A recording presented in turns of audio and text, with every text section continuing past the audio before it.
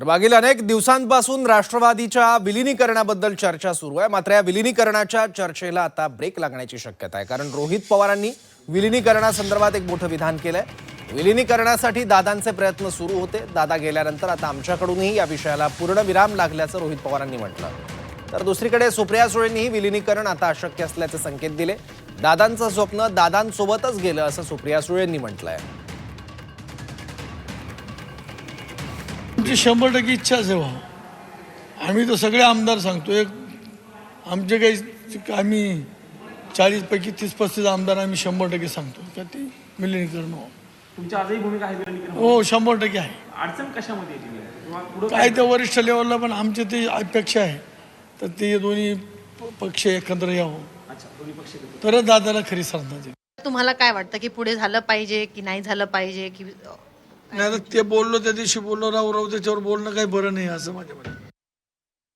सोपा विषय आहे की अजितदादा जेव्हा केव्हा भेटायचे ते जयंत पाटील साहेबांच्या घरी भेटायचे। जयंत पाटील साहेबांच्या घरासमोर लोढा साहेबांचं घर आहे, तिथं CCTV कॅमेरा असतील। गेल्या 1.5 वर्षाचे CCTV कॅमेरा फुटेज तुम्ही तिथं आणा, बघा, तुम्हाला कळेल दादा किती 13 वेळा भेटले का 14 वेळा भेटले, ते काय भेटले कसं भेटले याच्यावर मी नीट सांगेल। अजितदादा असताना अजितदादांबरोबर आमची चर्चा काय झाली हे त्या ठिकाणी आम्हाला माहिती आहे।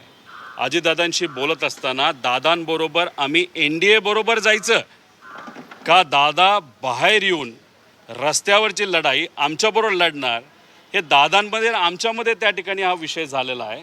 आज दादा नाही आहेत, त्यामुळे याच विषयावर चर्चा करणं गौण आहे आणि त्यामुळेच मी सांगतो की आमच्यासाठी या विषयाला पूर्णविराम लागलेला आहे दादा गेल्यानंतर लगेचच्या लगेच।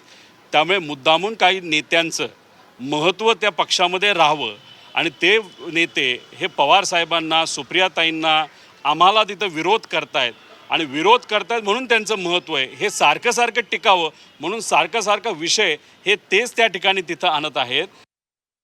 दादा असता तर खूपशा गोष्टी झाल्या असत्या। रेवतीच्या लग्नाची अनाउन्समेंट पण दादानीच केली असती, पण हे दुर्दैव आहे की दादा आज आपल्यात नाही। पण दादाची जी अपूर्ण स्वप्न आहेत ती सगळी आम्ही पूर्ण करू।